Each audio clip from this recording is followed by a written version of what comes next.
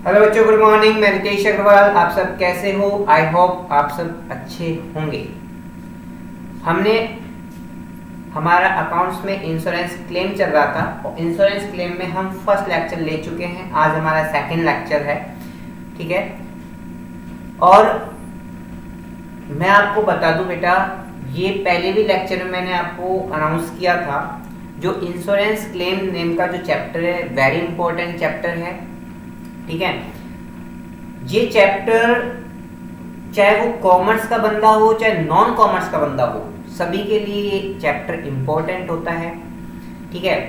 लेकिन हम non commerce को ध्यान में ना रखते हुए हम कॉमर्स स्टूडेंटों की ध्यान रखें तो ये इंश्योरेंस क्लेम का जो चैप्टर है वो बहुत ही इंपॉर्टेंट चैप्टर है, वेरी इंपॉर्टेंट चैप्टर है, खास तौर से उन बच्चों के लिए जो सीए की तैयारी कर रहे हैं, चार्टर्ड अकाउंटेंट, ठीक है, सीएस की तैयारी कर रहे हैं यानी कंपनी सेक्रेटरी की तैयारी कर रहे हैं, या सीएमए कॉस्ट एंड मैनेजमेंट की प्रिपरेशन कर रहे हैं, उन बच्चों के लिए तो ये बहुत ही important, very very important chapter है। काफी अच्छा वेटेज इसका एग्जाम पैटर्न में रहता है, ठीक है।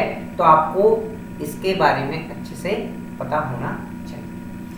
यह चैप्टर उन बच्चों के लिए भी इंपॉर्टेंट है जो बीकॉम कर रहे हैं। अब बीकॉम वो किसी भी यूनिवर्सिटी से कर रहे हो, ठीक है, चाहे वो एमडीएस यूनिवर्सिटी से कर रहे हो, चाहे वो कोटा यूनिवर्सिटी से कर रहे हो, या चाहे वो मत्स्य यूनिवर्सिटी से कर रहे हो, या चाहे वो राजस्थान यूनिवर्सिटी से कर रहे हो, चाहे अदर किसी स्टेट यूनिवर्सिटी से कर रहे हो, ठीक है, सभी के लिए ये चैप्टर बहुत इंपॉर्टेंट माना गया है, ठीक है, क्लियर। तो आज हम पिछला एक लेक्चर लिया था, उसके बारे में हमने इंश्योरेंस क्लेम के कुछ टर्म्स के बारे में एक्सप्लेन किया था, ठीक है। लेकिन आज हम यहाँ पर मैं आपको बता देता हूँ, यहाँ पर जो हम इंश्योरेंस पढ़ रहे हैं वो लाइफ इंश्योरेंस नहीं पढ़ रहे हैं। पहली बात, हम लाइफ इंश्योरेंस के बारे में डिस्कस नहीं कर रहे हैं, हम यहाँ पर बिजनेस इंश्योरेंस पॉलिसी के बारे में बात कर रहे हैं, ठीक है। बिजनेस में होने वाले लॉसेज के इंश्योरेंस के बारे में बात कर रहे हैं। यदि हम बिजनेस करते हैं तो हमें नेचुरल क्लाइमेट से क्या होता है, लॉस होता है। उस लॉस से बचने के लिए हमको क्या लेनी पड़ती है, इंश्योरेंस पॉलिसी लेनी पड़ती है। हम उन लॉसेज के बारे में हम डिस्कस करेंगे, उन पॉलिसीज के बारे में हम डिस्कस करेंगे जो हमें इंश्योरेंस कंपनी से लेनी है इन लॉसेज से बचने के लिए, ठीक है। चलो आ जाओ, फटाफट आ जाओ। हमें बिजनेस में कितने टाइप के लॉस हो सकते हैं? हमें बिजनेस में 3 टाइप के लॉस हो सकते हैं। हमें बिजनेस में 3 टाइप के लॉस हो सकते हैं। कौन कौन से लॉस होंगे आपको पता है? हमें बिजनेस में कौन कौन से लॉस हो सकते हैं, क्लियर है? हमें बिजनेस में कौन कौन से लॉस हो सकते हैं? यदि हम बिजनेस में किसी गुड्स का ट्रेड कर रहे हैं, हम बिजनेस में किसी गुड्स का ट्रेड कर रहे हैं तो वो गुड्स हमारे लिए स्टॉक होगा, और वो स्टॉक यदि डैमेज हो जाता है या आग लगने की वजह से कुछ नष्ट हो जाते हैं, डैमेज हो जाता है, या कुछ नेचुरल क्लाइमेट्स की वजह से हमारा स्टॉक डिस्ट्रॉय हो जाता है, तो उस लॉस की पूर्ति हम कैसे करें? हमें क्या कराना चाहिए? लॉस ऑफ स्टॉक की पॉलिसी करानी चाहिए। उसके लिए उस स्टॉक के जलने से जो हमें लॉस हुआ है उससे बचने के लिए हम क्या करें? लॉस ऑफ स्टॉक पॉलिसी करवाएं। तो सबसे फर्स्ट होगा हमारा लॉस ऑफ स्टॉक पॉलिसी। ये हमने ये पॉलिसी क्यों कराई है? स्टॉक के लॉस से बचने के लिए, ठीक है। सेकंड पॉलिसी हम क्यों कराएंगे? 3 पॉलिसीज मैंने इसमें एक्सप्लेन की हुई है, ठीक है। सेकंड पॉलिसी है कि जब हमारे बिजनेस में आग लगेगी, जब हमारा बिजनेस का सारा स्टॉक डैमेज हो जाएगा, तो हम बिजनेस कैसे करेंगे? तो हमारा बिजनेस क्या रहेगा? डिस्टर्बेंस रहेगा। कुछ समय के लिए हमारा बिजनेस क्या हो जाएगा? डिस्टर्बेंस हो जाएगा। हम बिजनेस नहीं कर पाएंगे, यानी हम अपने गुड्स को बेच नहीं पाएंगे, सेल्स नहीं कर पाएंगे। जब सेल्स नहीं होगा तो आपको प्रॉफिट नहीं होगा। आग लगने की वजह से, आग लगने का परिणाम क्या निकला? स्टॉक तो लॉस हुआ जो हुआ, ठीक है। 4-5 महीने का बिजनेस भी ठप हो गया। 4-5 महीने का बिजनेस भी क्या हो गया, डिस्टर्बेंस हो गया, और उस डिस्टर्बेंस की वजह से हम न्यू सेल्स नहीं कर पाए, और न्यू सेल्स नहीं कर पाए तो न्यू प्रॉफिट भी नहीं कमाए, वो भी तो हमारा लॉस हुआ है। इनडायरेक्ट भी तो हमारा लॉस हुआ है, हम इसे इनडायरेक्ट लॉस बोल सकते हैं। ये हमारा कौन सा लॉस है, इनडायरेक्ट लॉस। लेकिन हम यहाँ पर बात करें किसकी, यदि हम बात करें यदि स्टॉक जला है तो ये हमारा डायरेक्ट लॉस है, ये हमारा क्या है, डायरेक्ट लॉस है, ठीक है। लेकिन स्टॉक के जलने की वजह से हमारा बिजनेस जो डिस्टर्बेंस हुआ था, 4-5 महीने तक जो बिजनेस डिस्टर्बेंस हुआ था, वो लॉस हमारा कौन सा होगा, इनडायरेक्ट लॉस, यानी वो लॉस होगा हमारा कॉन्सिक्वेंटल लॉस। कॉन्सिक्वेंटल लॉस का मतलब स्टॉक के जलने के क्या परिणाम हो सकते हैं, हमने सेल्स कम करी तो हमारा प्रॉफिट का लॉस होगा, तो सेकंड पॉलिसी क्या होगी, loss of profit policy. Second क्या होगा, लॉस ऑफ प्रॉफिट पॉलिसी होगी। क्लियर। और ये हमारा जो लॉस ऑफ प्रॉफिट पॉलिसी है वो इनडायरेक्ट लॉस है। कौन सा है, इनडायरेक्ट लॉस।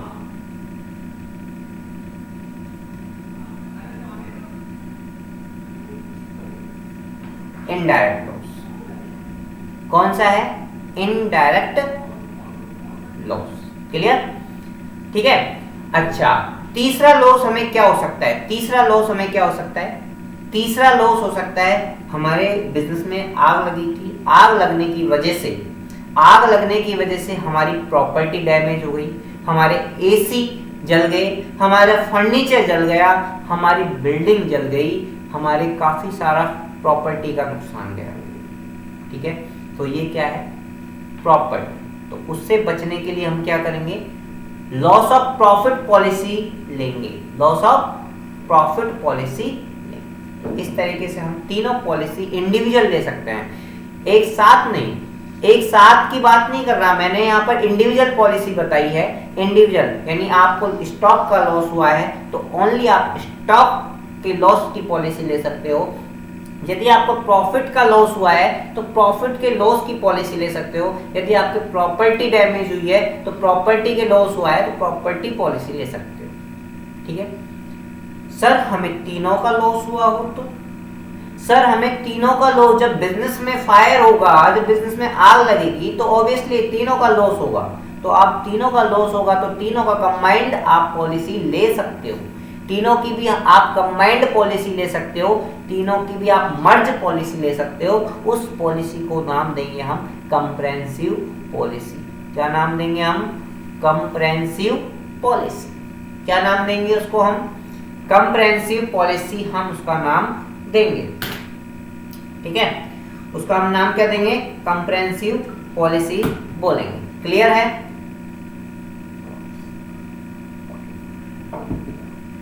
अरे कोई प्रॉब्लम हो तो बताओ।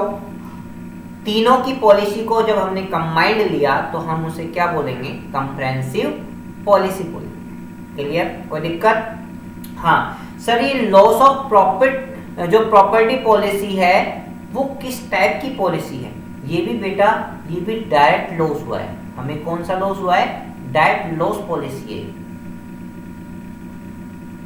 ठीक है। ये भी हमारा डायरेक्ट लॉस पॉलिसी। तो अब हम क्या करें, वन बाय वन एक बार पढ़ लेते हैं। तीनों को वन बाय वन पढ़ेंगे, फिर हम तीनों को जॉइंट में एक दो क्वेश्चन या 5 क्वेश्चन हम जॉइंट के करेंगे, कंप्रेहेंसिव पॉलिसी के करेंगे, ठीक है। हम काफी सारे अच्छी प्रैक्टिस करने वाले हैं, तीनों की अलग अलग की तो काफी अच्छी प्रैक्टिस करेंगे, और 2-4-5 क्वेश्चन हम कंप्रेहेंसिव पॉलिसी के भी करेंगे, ठीक है। क्लियर है। चलो सबसे फर्स्ट कौन सा है, लॉस ऑफ स्टॉक पॉलिसी। चलो लॉस ऑफ स्टॉक पॉलिसी पे आ जाओ, फटाफट आ जाओ। लॉस ऑफ स्टॉक पॉलिसी क्या कहता है, देखो लॉस ऑफ स्टॉक पॉलिसी का मतलब आपका स्टॉक जला है, दुकान में आपका स्टॉक बर्न हो गया है, जल गया है, और उसकी वजह से आपको लॉस हुआ और आपने उसकी क्या करा दी, पॉलिसी करा। अब जब पॉलिसी का जब आपने इंश्योरेंस ले लिया उसका, पॉलिसी का मतलब इंश्योरेंस ले लिया आपने, है ना। पॉलिसी जमा कराने का मतलब आपने प्रीमियम जो पेमेंट किया है उसके लिए, पॉलिसी लेने के लिए जो प्रीमियम पेमेंट किया है उसके बदले में आपको इन फ्यूचर बेनिफिट मिलने वाला है। इन फ्यूचर में आपके आग लग गई बिजनेस में तो आपका स्टॉक जल गया। अब स्टॉक जल गया तो आपको क्लेम की आप डिमांड कर रहे हो, उस लॉस के लिए आप क्लेम की डिमांड कर रहे हो, तो क्लेम का जो कैलकुलेशन हम करेंगे उसके लिए हमको 3 स्टेप कैलकुलेट करनी पड़ेगी। क्लेम का कैलकुलेशन करने के लिए हमको 3 स्टेप कैलकुलेट करना पड़ेगा। अब 3 स्टेप कौन कौन सी है वो मैं आपको बता देता हूं। सबसे फर्स्ट स्टेप है आपका, सबसे फर्स्ट स्टेप कौन सी होगी? सबसे फर्स्ट स्टेप होगी जिस डेट को आपको फायर हुआ है, जिस डेट को आपके बिजनेस में फायर हुआ है, उस डेट को, जिस डेट को आपके बिजनेस में फायर हुआ है उस डेट को आपके बिजनेस में, आपके गोडाउन में कितना माल था। पहली बात तो ये कैलकुलेट करना है। समझ में आया? नहीं आया? मान लो जिस डेट को मेरी बिजनेस में आग लगी थी, मेरे बिजनेस गोडाउन में जब आग लगा था उस डेट को मेरे गोडाउन में 50 बोरी चीनी की थी। ठीक है, तो ये क्या हो गया? जिस डेट को इस आपके बिजनेस में आग लगी है उस डेट को आपके बिजनेस में, आपके गोडाउन में कितना माल पड़ा था वो अपन को कैलकुलेट करना है। क्लोजिंग स्टॉक यानी जिस डेट को आपका बिजनेस में आग लगी है उस डेट का हमको क्लोजिंग स्टॉक कैलकुलेट करना है। आई बात समझ में? ठीक है, अब क्लोजिंग स्टॉक कैसे कैलकुलेट करें भैया? वो तो जल गया, वो तो जल गया, हमारे गोडाउन में आग लगी था, आग लगा था, तो वो तो पूरा स्टॉक जल गया। तो हमको कैसे पता चलेगा सर कि हमारा कितना स्टॉक बिजनेस में था? कितना स्टॉक गोडाउन में था हमको कैसे पता चलेगा? ठीक है, अब देखते हैं 2 मेथड। हम आपको 2 मेथड अप्लाई करेंगे क्लोजिंग स्टॉक कैलकुलेट करने का। क्लोजिंग स्टॉक कौन सी डेट का कैलकुलेट कर रहे हैं हम? जिस डेट को गोडाउन में आग लगी। ठीक है, देखो ध्यान दो, यदि आप स्टॉक से रिलेटेड कोई रिकॉर्ड्स मेंटेन करते हो, जब भी आप माल मंगाते हो या माल बेचते हो तो आपने अपने स्टोर रूम में एक स्टोर कीपर रख रखा है और स्टोर कीपर ने एक रजिस्टर रख रखा है। जैसे ही माल आता है वो आने की एंट्री कर देता है, जैसे ही माल जाता है वो जाने की एंट्री कर देता है, और जितना माल बाकी बैलेंस बच रहा है उसकी एंट्री कर देता है, उसकी एंट्री कर देता है। ठीक है, यदि आप, इसका मतलब है स्टॉक रिलेटेड जो रिकॉर्ड्स है वो आप अकाउंट्स यानी बिजनेस में क्या करते हो? मेंटेन रखते हो, मेंटेन रखते हो, लेकिन वो बिजनेस में आग लगने की वजह से डिस्ट्रॉयड नहीं हुई है, पूरी तरह से सुरक्षित है। They are fully protected from the fire. आपने उसको बचा लिया, वो जलने से बच गई। बाकी स्टॉक तो पूरा जल गया, लेकिन वो रजिस्टर था ना जिसमें स्टॉक से रिलेटेड रिकॉर्ड्स थे वो सारे बच गए। ठीक है, तो उसके बेस पर आप क्या कर सकते हो? क्लोजिंग स्टॉक की कैलकुलेशन कर सकते हो। इसे बोलते हैं actual cost of stock basis. Actual cost of stock basis, क्योंकि उस जो आपने रिकॉर्ड बचाए हैं उसमें आपके स्टॉक की एक्चुअल कॉस्ट, एक्चुअल रिकॉर्ड है। ठीक है, तो उस बेस पर आप अपने क्लोजिंग स्टॉक का वैल्यूएशन कर सकते हो। इसे बोलते हैं actual cost of stock basis valuation. ठीक है, क्योंकि आपने यहाँ पर जिस डेट को फायर हुआ है उस डेट को जो क्लोजिंग स्टॉक की आप जो कैलकुलेशन कर रहे हो वो एक्चुअल कॉस्ट बेस पर कर रहे हो, वो एस्टिमेटेड नहीं है। आपके पास रिकॉर्ड है उस सब का कि कब माल आया, कितने का माल आया, कितने का माल हमने बेच दिया, उसका सब रिकॉर्ड है। तो बाकी का बचा वो एक्चुअल कॉस्ट ही तो है। ठीक है, क्लियर? वहां पे आप कर सकते हो। अब आप बोलते हो कि सर हमने वो रजिस्टर क्या कर रखा था, जो हम स्टोर कीपर को हमने जो रजिस्टर दे रखा था कि भाई जब भी गोडाउन में माल आए आने की एंट्री कर देना, जब भी गोडाउन से माल जाए तो जाने की एंट्री कर देना। ठीक है, वो रजिस्टर भी उसी गोडाउन में रखा था। ठीक है, जब गोडाउन में आग लगी थी तो वो भी जल के नष्ट हो गया। इसका मतलब आपके पास क्या नहीं है, बताओ आपके पास क्या नहीं है? रिकॉर्ड नहीं है। रिकॉर्ड नहीं है, या तो आपने रिकॉर्ड मेंटेन नहीं किया, या रिकॉर्ड मेंटेन किया था तो वो नष्ट हो गया। Stock related records are not maintain in the business. या तो आप बिजनेस में स्टॉक से रिलेटेड कोई रिकॉर्ड्स मेंटेन ही नहीं करते, और यदि करते हो यदि करते हो तो destroyed in the fire. Fire की वजह से क्या हो गया? डेस्ट्रॉयड हो गया। तो उसके लिए क्या करा जाए? उसके लिए तो सारे रिकॉर्ड्स आपके क्या हो गए? डेस्ट्रॉयड हो गए। माल के साथ साथ रिकॉर्ड्स भी जल गए। अब कैसे क्या करें? तो आपको क्लोजिंग स्टॉक का जो वैल्यूएशन करना पड़ेगा वो एस्टिमेटेड बेस पर करना पड़ेगा। एस्टिमेटेड बेस पर अनुमानित आधार पर आपको स्टॉक का वैल्यूएशन करना पड़ेगा। ठीक है, तो उसके लिए हमको क्या करना पड़ेगा? एस्टिमेटेड आधार पर एक अकाउंट बनाना पड़ेगा। उस अकाउंट का नाम है मेमोरेंडम ट्रेडिंग अकाउंट। उस अकाउंट का नाम क्या है? मेमोरेंडम ट्रेडिंग अकाउंट है। ये अकाउंट आपको बनाना पड़ेगा। ठीक है, जब आप मेमोरेंडम ट्रेडिंग अकाउंट कब बनाते हैं? जब हम एस्टिमेटेड स्टॉक का वैल्यूएशन करते हैं। जब हम एस्टिमेटेड स्टॉक का वैल्यूएशन करते हैं, ठीक है, तो हमको मेमोरेंडम ट्रेडिंग अकाउंट बनाना पड़ता है। क्लियर है? क्लियर? ये बिल्कुल same to same trading account होता है। Same to same trading account की तरह होता है, बस इसमें जो फिगर मिसिंग है उस मिसिंग फिगर को कैलकुलेट करने के लिए हम मेमोरेंडम ट्रेडिंग अकाउंट बनाते हैं। कोई भी फिगर यदि मिसिंग है तो उस मिसिंग फिगर को कैलकुलेट करने के लिए हम मेमोरेंडम ट्रेडिंग अकाउंट बनाते हैं। ठीक है, क्लियर? आगे बात समझ में? चलो, तो यहाँ पर स्टॉक का वैल्यूएशन किस बेस पे किया जाएगा? एस्टिमेटेड बेस पे किया जाएगा। और एस्टिमेट बेस के लिए हमको क्या करना पड़ेगा? मेमोरेंडम ट्रेडिंग अकाउंट बनाना पड़ेगा। क्लियर है? कोई दिक्कत? चलो आ जाओ भैया, मेमोरेंडम ट्रेडिंग अकाउंट कैसा होता है? मेमोरेंडम ट्रेडिंग अकाउंट मैंने बताया सिमिलर आपके मेमोरेंडम ट्रेडिंग अकाउंट आपके क्या होता है? सिमिलर आपके ट्रेडिंग अकाउंट की तरह होता है। आपने प्रीवियस लेक्चरों में यानी पिछली क्लासों में आपने क्या किया? ट्रेडिंग अकाउंट तो पढ़ रखा है ना। 11th 12th में आपने ट्रेडिंग अकाउंट तो पढ़ रखा होगा। ठीक है, तो ट्रेडिंग अकाउंट का जो फॉर्मेट आपको याद है वही सेम फॉर्मेट यहाँ पर अपन को यूटिलाइज करना है। ठीक है, तो हम क्या क्या यूज लेते थे वहां पर? 11th में हमने क्या पढ़ा था कि सबसे पहले हम ओपनिंग स्टॉक लिखते हैं। जो भी हमारा ओपनिंग स्टॉक है हम यहाँ पर लिख देंगे। ठीक है, उसके बाद हम नेट परचेज लिखते हैं। नेट परचेज कब से कब तक? हम यहाँ पर क्या निकालने आ रहे हैं? क्या निकाल रहे हैं हम?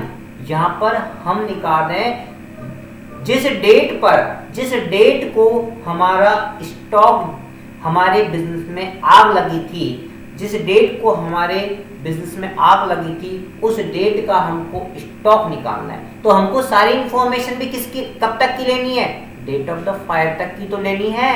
तो हमको नेट जो परचेज किया है वो पूरे साल भर का नहीं लेना है, हमको डेट ऑफ द फायर का लेना है। हमको केवल जिस डेट को आपका अकाउंटिंग ईयर स्टार्ट होता है उस डेट से जिस डेट को आपके बिजनेस में आग लगी है उस डेट तक का ही नेट परचेज लेना है। क्या लेना है? Net purchase. ठीक है सर, ये नेट परचेज क्या है? अरे बच्चों, ये तो आपने पढ़ लिया होगा ना। नहीं पढ़ा? चलो मैं समझा देता हूँ, कोई बात नहीं पढ़ा तो। नेट परचेज का मतलब होता है, यहाँ बॉक्स बना देता हूँ एक छोटा सा और नेट परचेज का मतलब समझा देता हूँ। जो टोटल आपने ग्रोस परचेज किया है उसे बोलते हैं, टोटल परचेज को बोलते हैं ग्रोस परचेज, है ना। तो वो ग्रोस परचेज जो आपने की है उस ग्रोस परचेज में से अपन क्या करेंगे? ग्रोस परचेज में से हम परचेज रिटर्न घटा देंगे। क्या घटा देंगे? Purchase return. ठीक है, परचेज रिटर्न घटा देंगे या कोई फ्री सैंपल के रूप में हमने कुछ दिया है, तो फ्री सैंपल के रूप में हमने कुछ बांटा है तो वो हम माइनस कर देंगे, ठीक है। या हमने कोई ड्राइंग की है, कुछ ही गुड्स की ड्राइंग की है तो उस ड्राइंग को भी हम माइनस कर देंगे, ठीक है। ग्रॉस परचेज में से, टोटल परचेज में से हम क्या करेंगे, जो हमने परचेज को वापस कर दिया है किस रीजनवश, उसे माइनस कर देंगे। हमने अपने पर्सनल यूज के लिए कोई ड्राइंग्स की है गुड्स की, वो माइनस कर देंगे। हम बिजनेस में अपने जो कस्टमर है उनको फ्री सैंपल के रूप में कुछ देते हैं, उसी गुड्स में से जो हमने परचेज किया उसे हम माइनस कर देंगे, ठीक है। ये सब चीजें हमारी क्या हो जाएगी, माइनस हो जाएगी। और माइनस होने के बाद हमारी जो परचेज आएगी वो आएगी नेट परचेज। क्लियर है, कोई दिक्कत? फिर हम शो करेंगे यहाँ पर नेट परचेज के बाद, नेट परचेज हमने देख लिया कैसे निकलता है। उसके बाद डायरेक्ट एक्सपेंसेस। डायरेक्ट एक्सपेंसेस का मतलब जानते हो ना, नहीं जानते? चलो डायरेक्ट एक्सपेंसेस का मतलब ही मैं बता देता हूँ। जैसे वेजेज हुआ, ठीक है, जैसे आपका कस्टम ड्यूटी हुआ,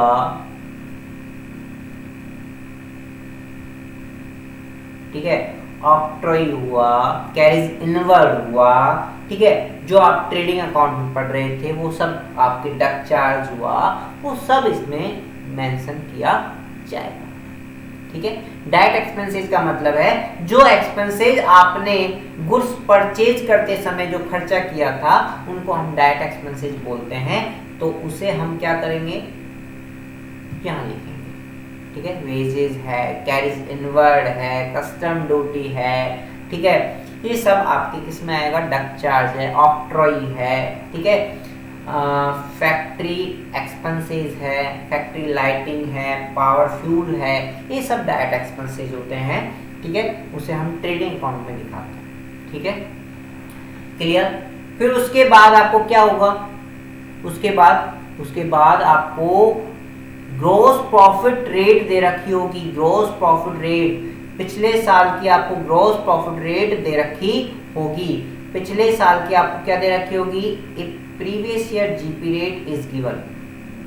क्योंकि आपको पता है एक चीज से एक ही मिसिंग इंफॉर्मेशन निकलती है भाई। अकाउंट, जो भी अकाउंट अपन बनाते हैं केवल एक ही मिसिंग इंफॉर्मेशन निकाल सकते हैं। हमने 11-12 में ये पढ़ा था कि हमारा क्लोजिंग स्टॉक क्वेश्चन में गिवन होता था, हम तो जीपी निकालते थे।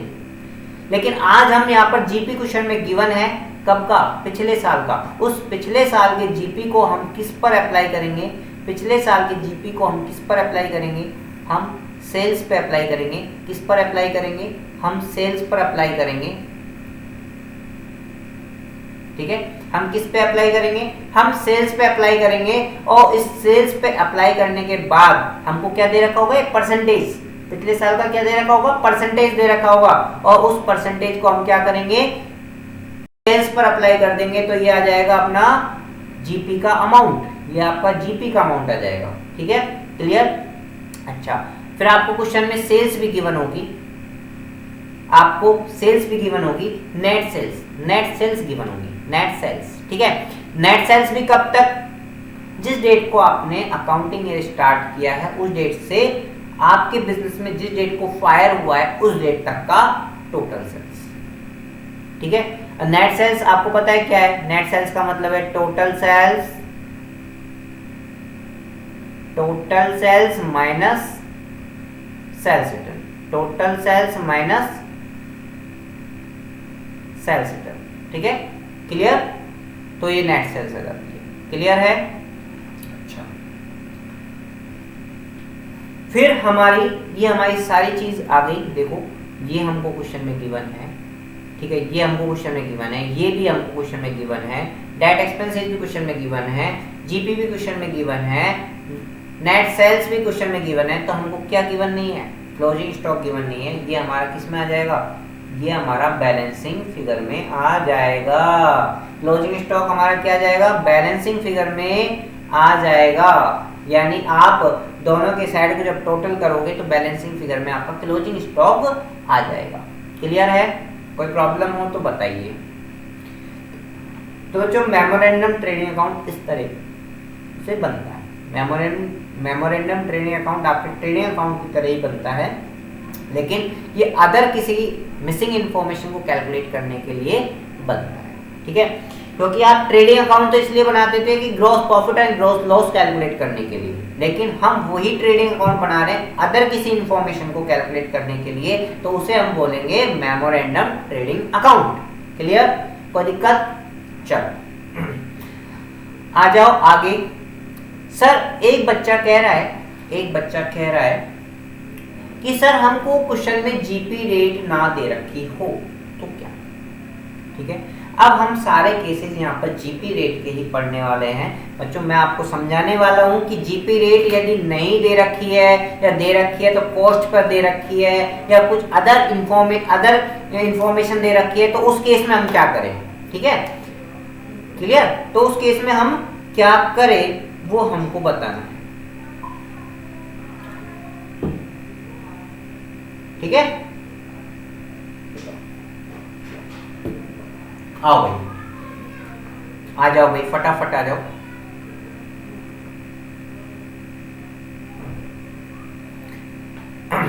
सबसे पहले हम इंफॉर्मेशन यहाँ पर ग्रॉस प्रॉफिट की ही कैलकुलेट करने वाले हैं कि ग्रॉस प्रॉफिट की परसेंटेज नहीं दी है या कॉस्ट पर दी है या किसी अदर इंफॉर्मेशन दे रखी है जीपी की, तो हम क्या करें, ठीक है। क्लियर, पहली बात तो यदि आपको जीपी की परसेंटेज दे रखी है तो वो जीपी की परसेंटेज ऑलवेज किस पर कैलकुलेट की जाएगी, वो जीपी की जो परसेंटेज है ऑलवेज किस पर होगी, सेल्स पर होगी। यदि वो जीपी की परसेंटेज है वो किस पर होगी, सेल्स पर होगी, ठीक है। ऑलवेज किस पर कैलकुलेट किया जाएगा वो जीपी परसेंटेज को, कॉस्ट पर, सॉरी सेल्स पर। किस पर, आपको जीपी की परसेंटेज दे रखी है, आगे कुछ भी वर्ड नहीं दे रखा है, तो आप उसे सेल्स पे मानोगे, तो सेल्स पे मानोगे तो आपको सेल्स पर ही अप्लाई करना है उसे। क्लियर, कोई दिक्कत? यदि आपको ये ध्यान रखना है कि हमेशा जो जीपी की जो परसेंटेज अप्लाई करनी है वो नॉर्मल सेल्स पे अप्लाई करनी है। किस पर, नॉर्मल सेल्स पे अप्लाई होनी चाहिए। सेल्स दो तरीके की होती है, नॉर्मल एबनॉर्मल सेल्स। नॉर्मल और एबनॉर्मल सेल्स दो तरह की होती है, वो आगे अपन क्वेश्चन के बेस पे पढ़ेंगे। तो ध्यान रखना है, तो जीपी की जो रेट है वो हमेशा नॉर्मल सेल्स पर ही अप्लाई होती है, एबनॉर्मल सेल्स पर अप्लाई नहीं होती है। वो हमेशा कौन से सेल्स पर अप्लाई होती है, नॉर्मल सेल्स पर। और यदि आपको एबनॉर्मल सेल्स के बारे में कुछ भी ना दे रखा हो तो टोटल सेल्स को हम नॉर्मल सेल्स मान लेंगे, ठीक है। इसका मतलब ये हुआ कि हमको इसमें से जब हम जीपी निकालेंगे तो एबनॉर्मल इफेक्ट के आइटमों को क्या करना है, हटाना है। हमको क्या करना है, एक्सक्लूडेड करना है। हमें एबनॉर्मल आइटम के जो इफेक्ट है उनको क्या करना है, एक्सक्लूड करना है। एबनॉर्मल आइटम के जो इफेक्ट्स हैं उनको हमें क्या करना है, एक्सक्लूड करना है। क्लियर है? कोई दिक्कत हो तो बताओ मुझे। दिक्कत है? नहीं है? चलो कोई बात नहीं, ठीक है। उसके बाद यदि हमको क्वेश्चन में जीपी रेट किस पर दे रखी है, ऑन कॉस्ट पर दे रखी है। यदि हमको जीपी रेट किस पर दे रखी है, कॉस्ट पर दे रखी है, तो भैया कॉस्ट पर हमको जीपी रेट दे रखी है। और हमने ऊपर पढ़ा था कि जीपी रेट तो हमेशा सेल्स पर अप्लाई होती है। जीपी रेट तो सेल्स पर अप्लाई होती है, लेकिन जीपी रेट क्वेश्चन में तो किस पर दे रखी है, कॉस्ट पर दे रखी है। कॉस्ट हमारे पास क्वेश्चन में है नहीं, कॉस्ट हमको पता नहीं है क्वेश्चन में क्या है, क्योंकि कॉस्ट की सही डेफिनेशन मैं आपको बता देता हूं। कॉस्ट की डेफिनेशन क्या है, मैं अपने मन से नहीं कह रहा कि कॉस्ट गिवन नहीं है। कॉस्ट की सही डेफिनेशन ये होती है कि आपको क्वेश्चन में क्या है, ओपनिंग स्टॉक। कॉस्ट का मतलब है ओपनिंग स्टॉक। सर दे तो रखा है, ठीक है भैया दे रखा है तो लिख दो, प्लस परचेज करना है, जो आपका परचेज है वो ऐड करना है। सर दे भी रखा है, ये भी दे रखा है, ऐड कर दो भैया। अच्छा, डायरेक्ट एक्सपेंसेस सर ये भी तो दे रखा है तो ये भी ऐड कर दो भैया, लेकिन आपको क्या नहीं दे रखा, क्लोजिंग स्टॉक नहीं दे रखा है, क्योंकि क्लोजिंग स्टॉक तो निकालना है हमको भैया। क्लोजिंग स्टॉक नहीं दे रखा है, जब तक क्लोजिंग स्टॉक होता तो हमारी कॉस्ट की डेफिनेशन क्या हो जाती, कंप्लीट हो जाती। कॉस्ट की डेफिनेशन क्या हो जाती, कंप्लीट हो जाती। तो हमको क्लोजिंग स्टॉक नहीं दे रखा है, तो इसका मतलब कॉस्ट हमारे पास हम कैलकुलेट नहीं कर सकते, कॉस्ट को हम यहाँ पर कैलकुलेट नहीं कर सकते यदि हमको क्लोजिंग स्टॉक नहीं दे रखा है तो। ठीक है, तो इसका मतलब जो जीपी रेट हमको कॉस्ट पे दे रखी है वो तो कुछ काम की है ही नहीं, क्योंकि हम तो हमेशा जीपी रेट को किस पर अप्लाई करते हैं, सेल्स पे अप्लाई करते हैं। तो हम क्या करें, फिर क्या करें, हम ऐसा करते हैं उस जीपी रेट को जो हमारे कॉस्ट पर है, उस जो जीपी रेट हमारी कॉस्ट पर है उसे हम कन्वर्ट कर देते हैं, क्या कर देते हैं, कन्वर्ट कर देते हैं किस पर, सेल्स पर। हम उस जीपी रेट को क्या कर देते हैं, कॉस्ट में दे रखी है ना, उस जीपी रेट को हम किस पे कन्वर्ट कर देते हैं, सेल्स में कन्वर्ट कर देते हैं। तो सर उसका फॉर्मूला क्या होगा, कॉस्ट में कन्वर्ट करने का फॉर्मूला क्या होगा, कॉस्ट में कन्वर्ट करने का फॉर्मूला होगा rate divide by 100 plus rate, ये आपका फॉर्मूला होगा, rate divide by 100 plus rate divide by 100 plus rate into ये इंटू का साइन लगेगा, ये इंटू का साइन लगेगा इंटू 100। चलो हम ऐसे करते हैं, एक क्वेश्चन कैलकुलेट करके देखते हैं। ठीक है, मान लो आपको जीपी रेट, आपको ग्रोस प्रॉफिट रेट दे रखी है 25% ऑन कॉस्ट।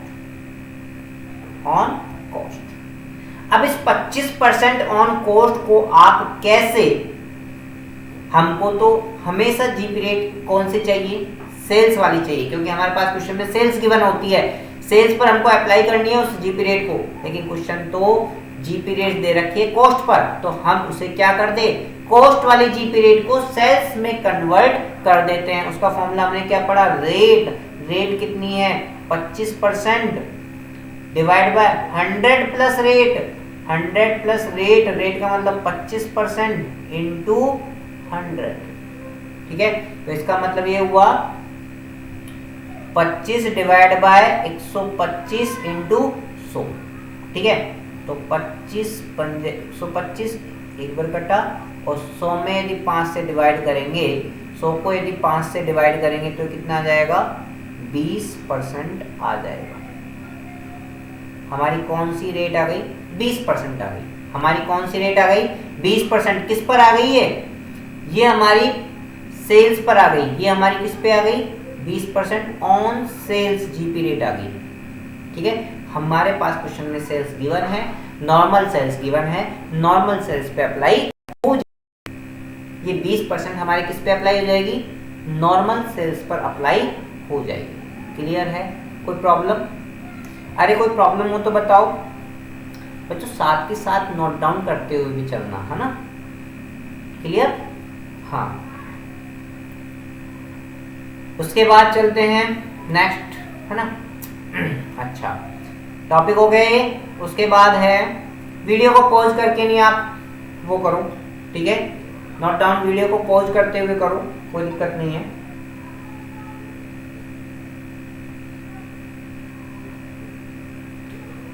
आ जाओ भैया, जीपी रेट पर ही है, ठीक है, ये भी टॉपिक इस पर है, जीपी रेट पर है। वेटेड एवरेज, आपको वेटेड एवरेज या ज्योमेट्रिक एवरेज भी यूज लेनी पड़ सकती है जीपी रेट कैलकुलेट करने के लिए। जीपी रेट कैलकुलेट करने के लिए आपको वेटेड एवरेज या ज्योमेट्रिक एवरेज भी कैलकुलेट करना पड़ सकता है, यानी आपको एवरेज जीपी रेट भी लेनी पड़ सकती है।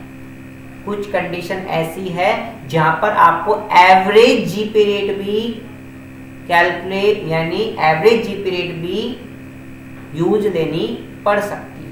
अब एवरेज जीपी रेट यूज लेने के 3 सिचुएशन हो सकती है। मान लो हमने बिजनेस स्टार्ट किया 2016 से, हमने बिजनेस स्टार्ट किया 2016 से, हमारा बिजनेस 2016 में 10% प्रॉफिट कमाया, फिर हमारा बिजनेस हमेशा हर साल अपवार्ड करता रहा यानी ग्रोथ करता रहा। हमने 2017 में फिर बिजनेस किया 12% कमाया, फिर हमने 2018 में फिर बिजनेस किया 14% कमाया, फिर हमने 2019 में बिजनेस किया 16% कमाया, फिर हमने 2020 में फिर बिजनेस किया 18% तक हम पहुंच गए। लेकिन 2021 में जाने किसका हमारे बिजनेस पर क्या लग गई, बुरी नजर लग गई और हमारे बिजनेस में आग लग गई। अब हमको चाहिए जीपी रेट, पिछले साल की जीपी रेट चाहिए क्लोजिंग स्टॉक निकालने के लिए।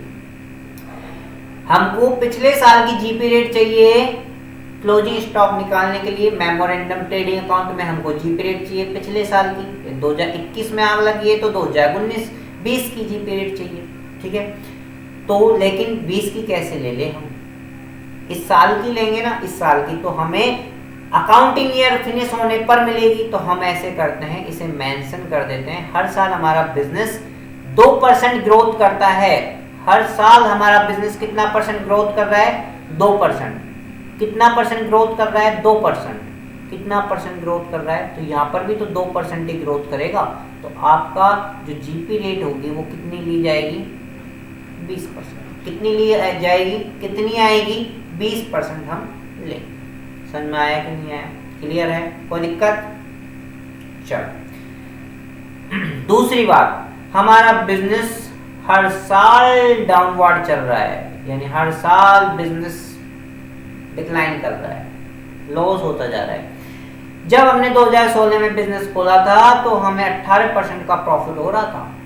जब हमने 2017 में फिर एक साल और बिजनेस किया 15% ही रह गया, फिर 12% ही रह गया। इसका मतलब 3% कम हुआ, 3% कम हुआ, 3% कम हुआ, 3% कम हुआ। फिर तो जाने क्या किसी के नजर लग गई, इतना भी नहीं रहने दिया और बिजनेस में आग लग गई। और आग लग गई तो यहाँ पर भी तो 3% अपन एस्टिमेट लगाएंगे। तो हम 2021 की जीपी रेट क्या मानेंगे, 3%। हम 2021 की जीपी रेट क्या मानेंगे, 3%। क्लियर। लेकिन क्वेश्चन में ऐसी सिचुएशंस बहुत कम आती है, ऐसी सिचुएशंस बहुत कम आती है क्वेश्चन में ऐसी सिचुएशंस आती है थर्ड टाइप की, फ्लक्चुएट।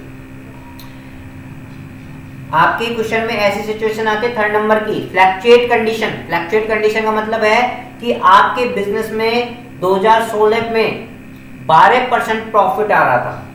जब आपने बिजनेस ओपन किया था 12% आपका प्रॉफिट हुआ। 2017 में फिर आपने ग्रोथ किया 20%, फिर बिजनेस थोड़ा ठप हो गया, 18% ही रह गया। फिर और ठप हो गया 14%, फिर और ठप हो गया 8%। ठप तो हो रहा है लेकिन रेशो नहीं पता कि इस बार कितना ठप हुआ, आग लग गई। तो हम क्या करें, हमको लेना पड़ेगा यहाँ पे एवरेज रेट। क्या लेनी पड़ेगी, एवरेज रेट लेनी पड़ेगी। ना तो इंक्रीज होने का कोई रेशो पता, ना ही डिक्रीज होने का कोई रेशो पता। यानी इंक्रीज हो रहा है, कभी भी इंक्रीज हो जाता है, कभी डिक्रीज हो जाता है। तो पता नहीं कि इस साल हो सकता है हम प्रॉफिट ज्यादा कमा रहे होते हैं, है ना। तो हम क्या करें, पिछले 5 सालों का एवरेज ले लेंगे। पिछले 5 साल 12% प्लस 20% प्लस 18, है ना, प्लस 14%,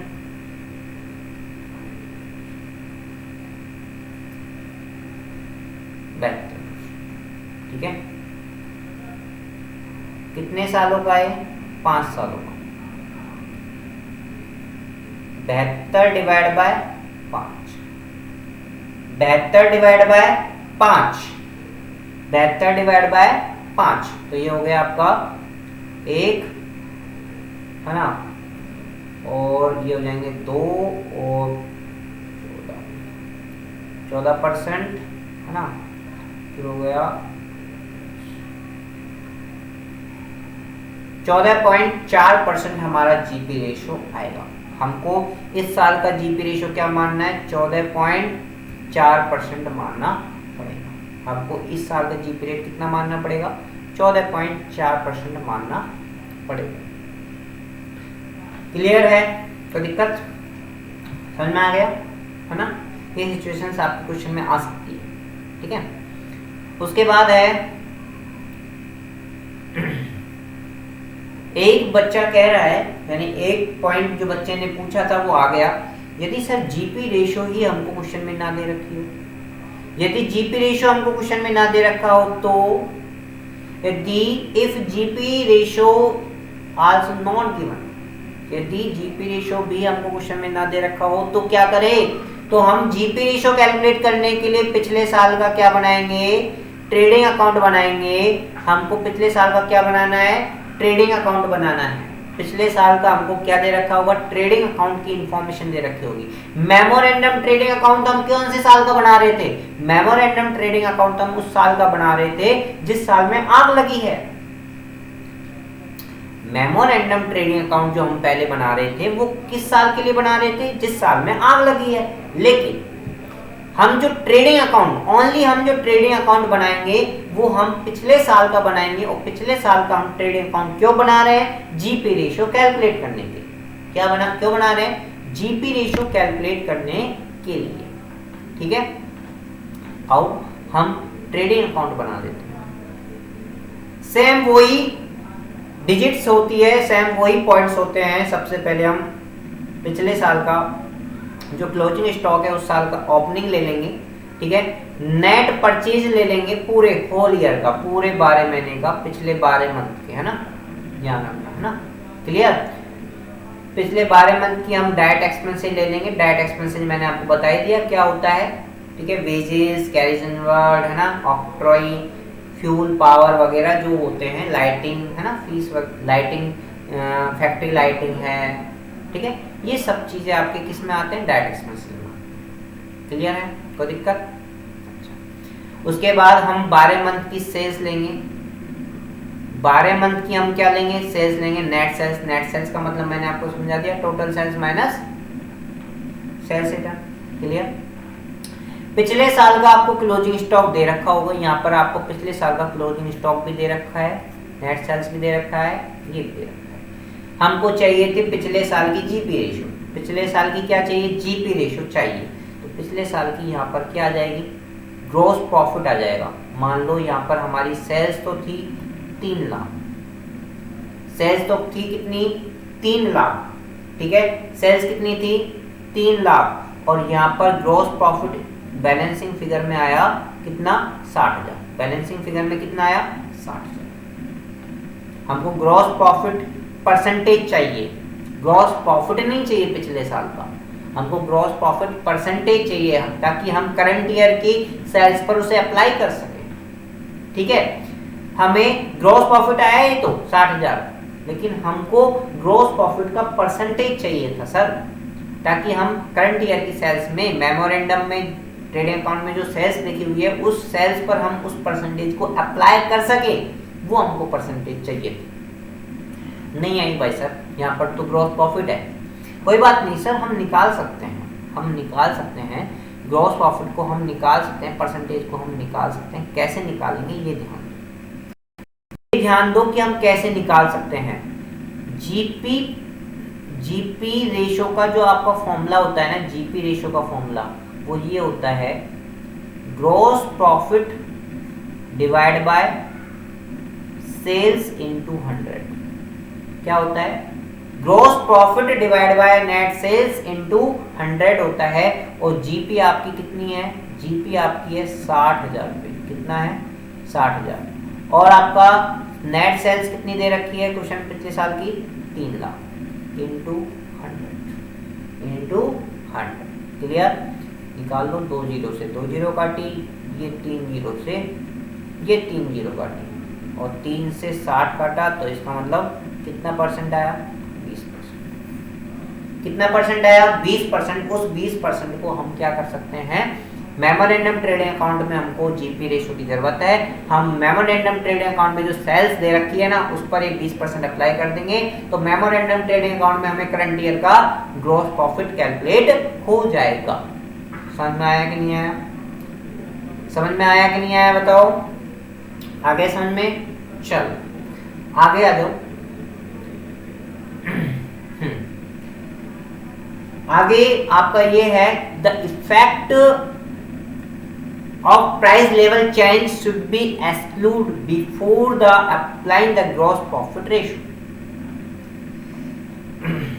कहने का मतलब ये था, मैं आपको, आप ये पूरा रीड कर लेना, ठीक है, और इस रीड का मैं एक सीधा सा फॉर्मूला बता देता हूँ, या मैं रीड कर देता हूँ इसे।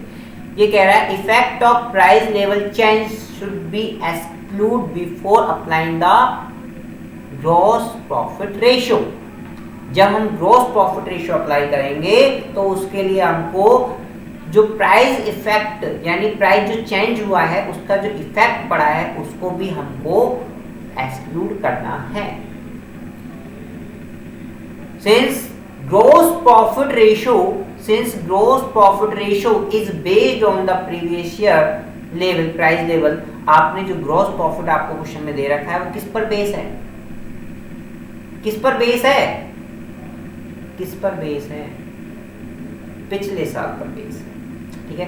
लेकिन हमको जो ग्रॉस प्रॉफिट हम अप्लाई करते हैं मेमोरेंडम ट्रेडिंग अकाउंट में सेल्स पर, वो हम करंट ईयर का अप्लाई करते हैं। हम किस पे अप्लाई करते हैं? करंट ईयर का अप्लाई करते हैं, तो हमको रीएडजस्ट करना पड़ेगा, करंट ईयर का वापस कैलकुलेट करना पड़ेगा। फॉर एग्जांपल, मैं आपको एग्जांपल के साथ समझाता हूं।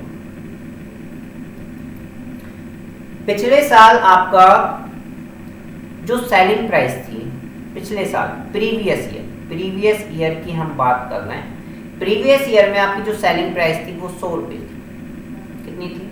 100 रुपए, ठीक है, 100 रुपए थी। और आपको जो कॉस्ट दे रखी है, आपकी जो कॉस्ट थी ना वो थी 80 रुपए का माल आप 100 रुपए में बेच रहे थे। इसका मतलब आपको प्रॉफिट कितना हो रहा था? ग्रॉस प्रॉफिट कितना हो रहा था? 20 रुपए हो रहा था। हो रहा था कि नहीं हो रहा था? हो रहा था। तो आप जीपी रेशो कैसे कैलकुलेट करोगे? जीपी रेशो कैसे कैलकुलेट करोगे? Gross profit divide by sales into 100, ठीक है। जीपी कितना आया? 20 रुपए। सेल्स कितना आया? 100 रुपए इनटू 100, यानी 20% आपका जीपी रेशो आया। आया कि नहीं आया? क्लियर, सिंपल था मामला। हम करंट ईयर की बात करते हैं, करंट ईयर में सेलिंग प्राइस 10% इंक्रीज हो गई। करंट ईयर में सेलिंग प्राइस क्या हो गई? 10% इंक्रीज हो गई। इंक्रीज का मतलब आप समझते हो, यानी 100 रुपए का 10% इंक्रीज हो गया। अब करंट ईयर में सेलिंग प्राइस कितनी हो गई? 110%। कितनी हो गई? 110%। कितनी हो गई सेलिंग प्राइस एक प्रोडक्ट की? 110 रुपये हो गई।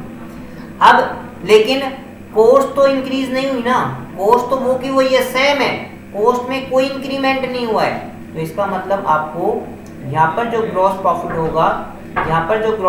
होगा, वो कितना होगा? 30 रुपये होगा। यहाँ पर जो ग्रॉस प्रॉफिट होगा वो कितना होगा? 30 रुपये होगा। होगा कि नहीं होगा? होगा ना। यहाँ पर जो ग्रॉस प्रॉफिट होगा वो कितने रुपए होगा? 30 रुपये होगा। क्लियर है? कोई दिक्कत? कोई प्रॉब्लम हो तो बताओ। क्लियर है? अच्छा सर,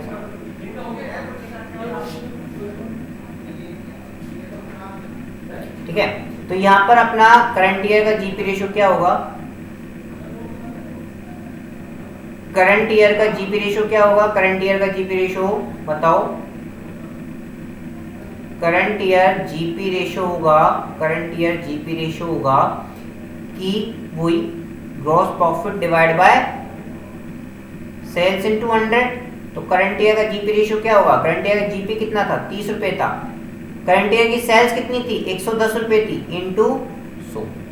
तो आपका करंट ईयर का जीपी रेशियो यहाँ पर आ जाएगा, ठीक है। कितना परसेंट आएगा? देखो करंट ईयर का जीपी रेशियो,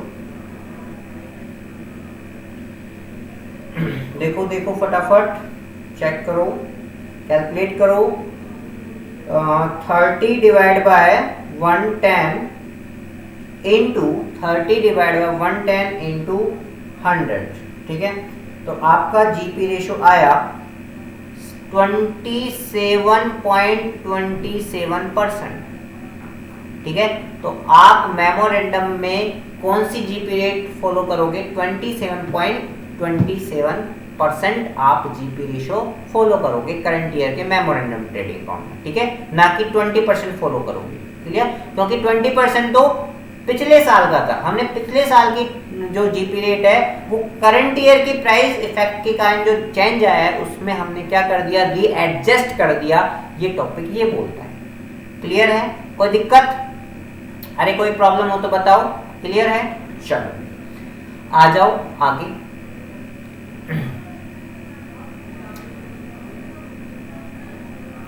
यदि आपका ओपनिंग स्टॉक या क्लोजिंग स्टॉक है, ध्यान रखना ओपनिंग स्टॉक और क्लोजिंग स्टॉक जो हम दिखाते हैं मेमोरेंडम में हो चाहे वो ट्रेडिंग अकाउंट में हो, मेमोरेंडम ट्रेडिंग अकाउंट में हो चाहे पिछले साल का हमने ट्रेडिंग अकाउंट जो बनाया है उसमें हो, ठीक है, ओपनिंग क्लोजिंग जो दिखाते हैं हम, ठीक है, वो हमेशा एक्चुअल कॉस्ट पर ही होता है। वो हमेशा क्या होता है? एक्चुअल कॉस्ट पर होता है। यदि हमने अपने रिकॉर्ड्स में opening stock and closing stock को अंडर वैल्यूड कर रखा है या ओवर वैल्यूड कर रखा है तो हमको क्या करना पड़ेगा? उसे रीएडजस्ट करना पड़ेगा एक्चुअल कॉस्ट में। ध्यान रखो, चाहे हम मेमोरेंडम ट्रेडिंग अकाउंट बना रहे हो या हम ट्रेडिंग अकाउंट बना रहे हो, ठीक है, उसमें जो हम opening stock and closing stock दिखाते हैं वो ऑलवेज हम किस पर दिखाते हैं? एक्चुअल कॉस्ट पर दिखाते हैं। यदि किसी रीजनवश आपने कोई टैक्स वैक्स बचाने के चक्कर में या किसी भी रीजनवश हो सकता है, यदि आपने अपने टैक्स वगैरह को बचाने के लिए ओपनिंग स्टॉक क्लोजिंग स्टॉक को अंडर वैल्यूड और ओवर वैल्यूड किया है, अपने प्रॉफिट का क्राइटेरिया कम करने के लिए या अधिक करने के लिए आपने क्या किया? ओपनिंग स्टॉक और क्लोजिंग स्टॉक को इंक्रीज डिक्रीज किया है, अंडर वैल्यूड या ओवर वैल्यूड किया है, तो उसको हम वापस क्या करेंगे? रीएडजस्ट करके नहीं, वापस किस पर लाना पड़ेगा? रीएडजस्ट करके नहीं, किस पे लाना पड़ेगा? एक्चुअल कॉस्ट पर ही हमको दिखाना पड़ेगा। उसे हमें किस पर दिखाना पड़ेगा? एक्चुअल कॉस्ट पर ही हमको दिखाना पड़ेगा। ध्यान रखना इस चीज को, ठीक है।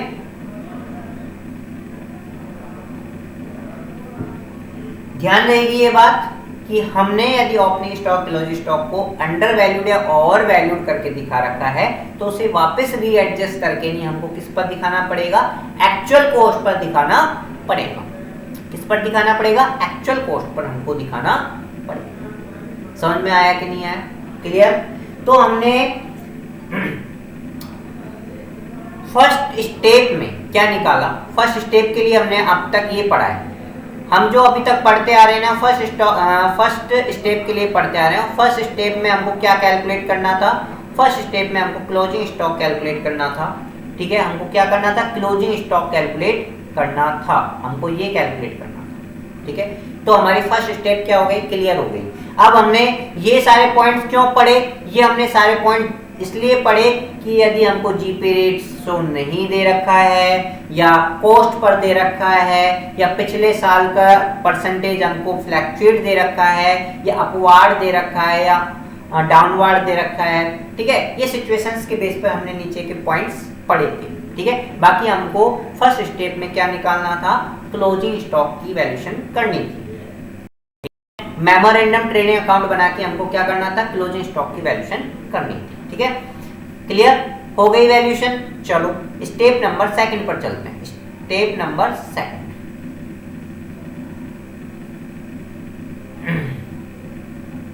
स्टेप नंबर सेकंड क्या है? स्टेप नंबर सेकंड है हमारी, हम अब स्टेप नंबर सेकंड फॉलो करेंगे। स्टेप नंबर सेकंड में हमको ये निकालना है कि हमें एक्चुअल में कितने स्टॉक का लॉस हुआ, हमें कितने स्टॉक का लॉस हुआ। अब एक बच्चा कह रहा है कि सर जितना स्टॉक गोडाउन में पड़ा था वो स्टॉक का पूरे का ही तो लॉस होगा। मैंने कहा नहीं, वो तो हमने चेक किया था कि जिस डेट को बिजनेस गोडाउन में आग लगी थी उस डेट को आपके बिजनेस में कितना स्टॉक था, वो तो हमने ये चेक किया था, ठीक है। यानी हमने ये चीज चेक की थी कि आपका closing stock at the date of fire कितना था, जी चेक किया था। क्लियर? ये चेक नहीं किया था कि कितने का लॉस हुआ। हम ये नहीं कहेंगे कि जितना स्टॉक में था उतना पूरा की पूरा जल गया, नहीं, कुछ बचा भी तो होगा। हो सकता है कुछ स्टॉक ऐसा हो जो अलग से पड़ा हो, वो बच गया हो। हमने तो स्टॉक में उसे भी गिना था, लेकिन वो स्टॉक ऐसा था जो बच गया, सेफ बच गया बिल्कुल। और उस स्टॉक को हमने क्या नहीं किया, इंश्योरेंस कंपनी को हैंड ओवर नहीं किया। इंश्योरेंस कंपनी को इस स्टॉक को नहीं दिया कि भाई ये बच गया, ये सही है, ये हम रख लेंगे, कोई दिक्कत नहीं, ये हैंड ओवर नहीं किया। जो स्टॉक बच गया उसे हमने इंश्योरेंस कंपनी को हैंड ओवर नहीं किया है, तो इंश्योरेंस कंपनी क्यों देगी उसका पैसा? जब इंश्योरेंस कंपनी को इस स्टॉक का आपने रिफंड ही नहीं किया, आपने स्टॉक दिया ही नहीं है, तो वो क्यों देगी जो बचा हुआ? ठीक है, तो वो तो ये कहेगी कि भाई जो स्टॉक में आपका था उसमें से जो आपने सेफ बचा लिया उसको माइनस कर दो, उसका हम लॉस मान लेते हैं, उस स्टॉक का हम क्या मान लेते हैं, लॉस मान लेते हैं। क्लियर, यही बात है ना। सेकंड स्टेप ये भी क्लियर। 3 स्टेप में हम इसको फॉलो करेंगे। लॉस ऑफ स्टॉक पॉलिसी को कैलकुलेट करने के लिए, क्लेम कैलकुलेट करने के लिए 3 स्टेप की जाएगी। फर्स्ट स्टेप समझ में आ गई, सेकंड स्टेप समझ में आ गई कि हम सेकंड स्टेप में क्या कैलकुलेट करते हैं, लॉस ऑफ स्टॉक कैलकुलेट करते हैं, ठीक है। फिर हम थर्ड स्टेप में कैलकुलेट करेंगे क्लेम। थर्ड स्टेप में हम क्या कैलकुलेट करेंगे, क्लेम कैलकुलेट करेंगे। अब क्लेम की सिचुएशन हो सकती है, जब क्लेम कैलकुलेट करेंगे तो 2 सिचुएशन हो सकती है, ओवर इंश्योरेंस और under insurance. Over insurance and under insurance की सिचुएशंस आ सकती है। ओवर इंश्योरेंस का मतलब यह है कि हमारा जो ओवर इंश्योरेंस का मतलब पॉलिसी अमाउंट है ना, पॉलिसी अमाउंट है ज्यादा और क्लोजिंग स्टॉक है कम।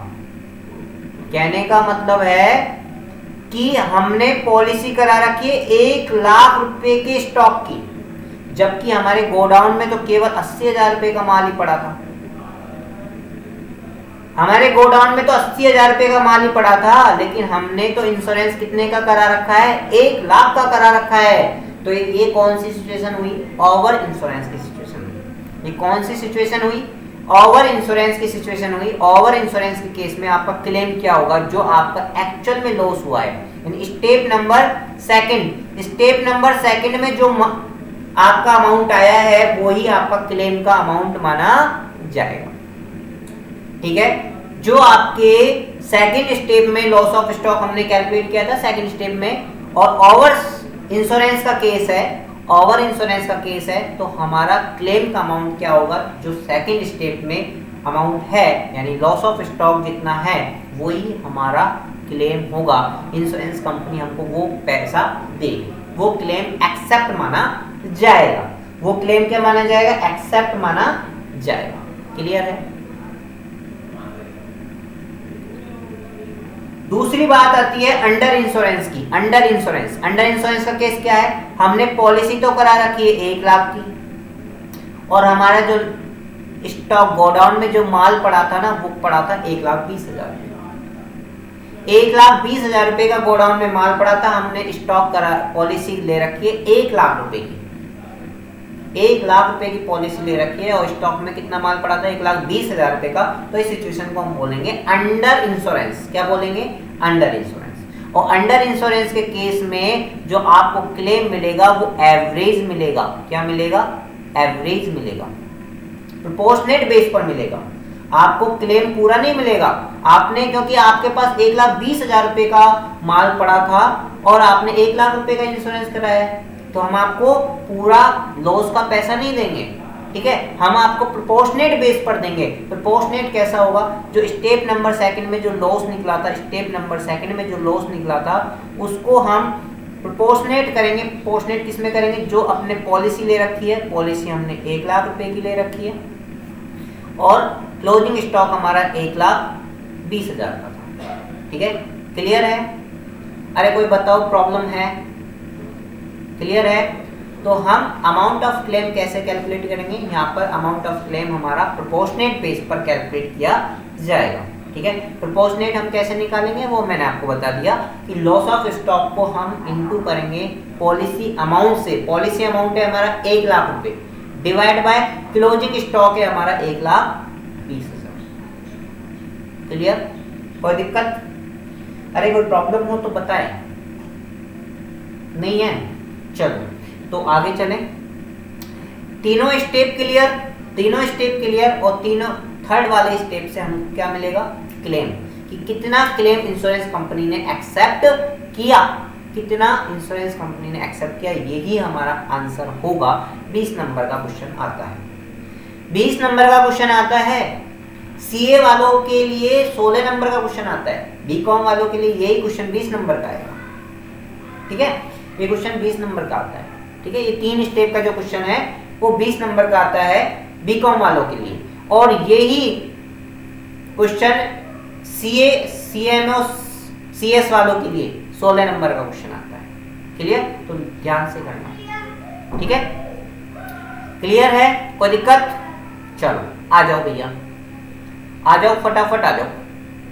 कहाँ आ जाओ? एंट्रीज, एंट्रीज करते हैं। कोई भी नहीं बताएगा आपको इंश्योरेंस क्लेम में एंट्रीज। बच्चे बोल रहे हैं सर नहीं आती होगी जब तो नहीं बताते होंगे। अरे आती है, नहीं आती है, सीख तो लो। ठीक है, एक्स्ट्रा ही बता रहा हूं ना, कम तो नहीं बताऊंगा। चलो मान लो आपका 1 लाख रुपए का स्टॉक का लॉस हुआ। कितने का लॉस हुआ? 1 लाख रुपए का स्टॉक का लॉस हुआ। 1 लाख रुपए का जो स्टॉक का आपको जो लॉस हुआ है उसकी एंट्री हम क्या करेंगे? जो लॉस हुआ है, loss by fire, loss by fire, जो लॉस हुआ है उसे हम डेबिट करेंगे और उस लॉस को हम कहां डाल देंगे? ट्रेडिंग अकाउंट में। उस लॉस को हम कहां डाल देंगे? Trading account. क्लियर है? कोई दिक्कत? क्लियर? तो हम क्या करेंगे? Loss by fire account debit, loss by fire account debit to trading account. ठीक है, क्लियर? अब हमने उसकी इंश्योरेंस करा रखा था, इंश्योरेंस करा रखा था तो हमने तीनों स्टेप से हमने देखा कि इंश्योरेंस कंपनी ने एक्सेप्ट कितना किया? 80,000। इंश्योरेंस कंपनी ने कितना एक्सेप्ट किया? 80,000 रुपए का क्लेम एक्सेप्ट किया कि भाई 80,000 हम देंगे। ठीक है, कैलकुलेट करके देख लिया, हम 80,000 रुपए का लॉस का आपको भरपाई कर सकते हैं। इसका मतलब 20,000 रुपए का लॉस हम अपने पॉकेट से भुगतेंगे, क्योंकि हमारा टोटल लॉस तो 1 लाख रुपए का था। तो हमने क्या किया? क्या एंट्री की? इंश्योरेंस कंपनी ने एक्सेप्ट किया है। इंश्योरेंस कंपनी ने जो एक्सेप्ट किया है, एडमिटेड किया है, जो क्लेम को एक्सेप्ट किया है उसको हम इंश्योरेंस कंपनी के नाम लिख देंगे और बाकी का हम अपने पॉकेट से भुगतेंगे, उसे हम अपने P&L अकाउंट में डाल देंगे। 1 लाख रुपए की एंट्री कर दी। कोई दिक्कत भाई? यहाँ तक कोई एंट्री में कोई प्रॉब्लम हो तो बताओ। क्लियर है? कोई दिक्कत?